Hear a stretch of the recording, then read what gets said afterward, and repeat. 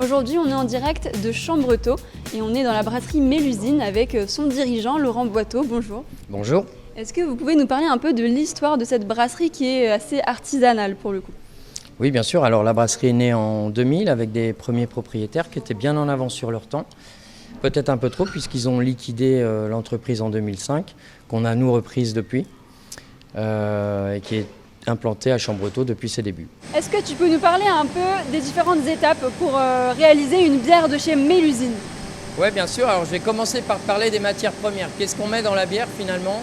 On met principalement de l'eau, des céréales, du malt en l'occurrence, qui est une céréale qui a été travaillée, des houblons et des levures.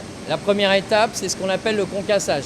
En fait, on va venir écraser la graine d'orge pour pouvoir ensuite l'emmener dans une cuve, la cuve d'empâtage, avec de l'eau. On va faire gonfler la graine. Et l'idée là, c'est de faire des paliers de température pour transformer l'amidon de la graine en sucre fermentescible. Donc ça, c'est la première étape, la saccharification, l'empâtage.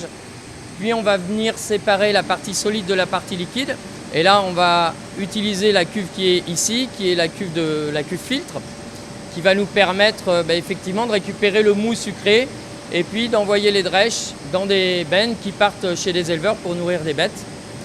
Puis on part vers une cuve d'ébullition et à ce moment-là, on va rajouter les houblons, des houblons amérisants au début d'ébullition, puis des houblons aromatiques en fin d'ébullition. On envoie ça en cuve de fermentation et là, je te le fais vraiment vite. On a vraiment résumé. Et puis on part pour 3 semaines de vie en cuve, puis en embouteillage. Voilà, si tu veux résumer le truc, c'est une journée de transformation, 3 semaines de cuverie et 1 semaine d'embouteillage. Il faut un peu plus de 3 semaines pour faire une bière, entre 3 semaines et 1 mois. Donc quand on boit une bière de chez vous, elle a à peu près 3 semaines de travail derrière. Alors elle a 3 semaines de travail derrière et puis sans doute un peu de stockage dans notre entrepôt, un petit peu de stockage aussi chez nos clients, mais c'est pas dérangeant. Alors vous proposez quoi, une dizaine, une vingtaine de bières différentes? Quels sont un peu les produits que vous proposez? Alors on a une quinzaine de bières différentes dans différents styles. Ça va de la IPA en passant par la blanche, au stout, même une bière aux fruits rouges maintenant. On fait un petit peu tous les styles. Qu'est-ce qui plaît le plus chez votre clientèle? Est-ce qu'il y en a qui ressortent? Aujourd'hui, ce qui se vend le mieux, ce sont les IPA, c'est clairement à la mode. C'est quoi ça pour ceux qui n'y connaissent rien comme moi? Ce sont des bières très houblonnées, très aromatiques, avec donc beaucoup d'amertume. Est-ce que tu peux nous parler de la répartition des ventes de tes bières? C'est-à-dire qu'elles vont plutôt dans des festivals, chez des particuliers? Explique-nous un peu. Alors, d'abord pour commencer, on fait, on va dire 60% de nos ventes en fût. Donc c'est plutôt à destination des bars, des restaurants, des hôtels et effectivement des festivals, des caves à bière, des associations. Et le reste en bouteille, les 40% qui restent, c'est aussi une partie de cave et puis une partie de grande surface, grande distribution. Et globalement plutôt dans la région. Il faut savoir qu'on fait 85% de nos volumes sur la région des Pays de la Loire. Laurent, est-ce que tu peux nous parler de l'engouement qu'il y a derrière les bières artisanales en France? Je crois que de plus en plus, on a envie d'en acheter. Pourquoi? Alors c'est vrai que cet engouement, on va dire qu'il a une dizaine d'années. Moi, je l'explique de 2 manières. La première, c'est qu'on fait quand même des produits très différents des produits industriels, sans additifs, sans auxiliaires de fabrication, avec des matières premières vraiment naturelles, des process traditionnels. Et que pour le coup, au bout du bout, on a un produit qui a quand même un goût très différent, beaucoup plus marqué.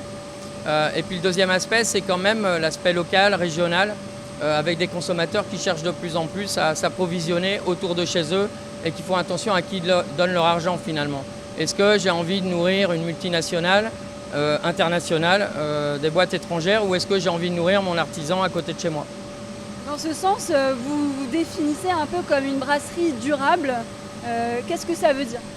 Qu'est-ce que ça veut dire? Eh bien nous, ça fait des années qu'on met en place des choses pour rejeter plus propre, pour avoir moins de déchets. Alors on va prendre quelques exemples. Il y a les drèches dont on a parlé tout à l'heure, qu'on envoie vers la nourriture animale.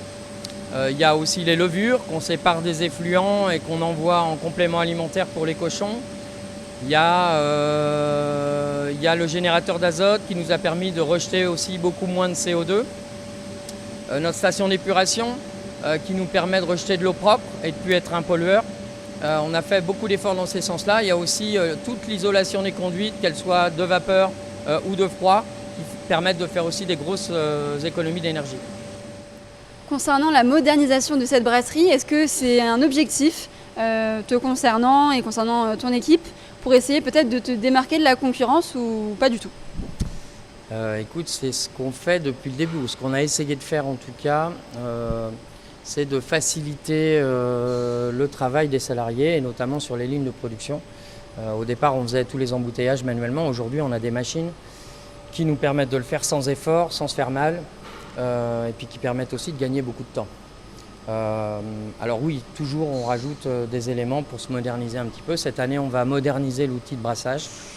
On va rajouter ce qu'on appelle une cuve tampon, ce qui va nous permettre de brasser un petit peu plus régulièrement, un petit peu plus souvent.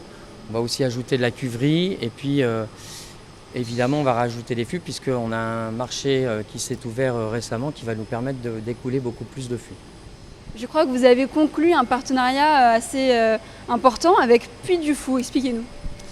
Oui, d'ailleurs on est très content et très fiers de ce truc-là. À partir de 2024, on aura l'exclusivité des produits bières sur le parc. Alors c'est super pour nous d'abord parce que des millions de gens passent et vont pouvoir goûter et découvrir nos produits. Et puis surtout c'est un signal qui est envoyé au marché. On parle de consommer local, acheter des produits régionaux. Et ben pour une fois, et c'est vraiment un exemple que donne le parc aux autres, eh bien on va acheter local et consommer local réellement. On ne fait pas qu'en parler. Au total, vous pouvez produire combien de bières, soit à l'année, pour qu'on s'en rende compte un peu si tu as des chiffres comme ça? Alors cette année, sur Mélusine, on a fait un peu plus de 3 millions de litres. Ça fait combien de bouteilles ça? Ça fait l'équivalent de... Tu poses une colle là, dis donc. Improvisation. 4 millions et demi de bouteilles à peu près. Ok, donc c'est quand même pas mal. Aussi beaucoup de fûts. Hein. Oui, c'est une production relativement importante. Ouais. Par rapport à d'autres brasseries en Vendée, c'est un bon chiffre? On est parmi les plus grosses au niveau national, en tout cas en bière artisanale. Sur la région, on est les plus gros, les plus importants. Ouais. Mais on a aussi beaucoup d'avance. Cette brasserie double son chiffre d'affaires tous les 4 ans, malgré un prix 2 fois plus élevé qu'une bière industrielle.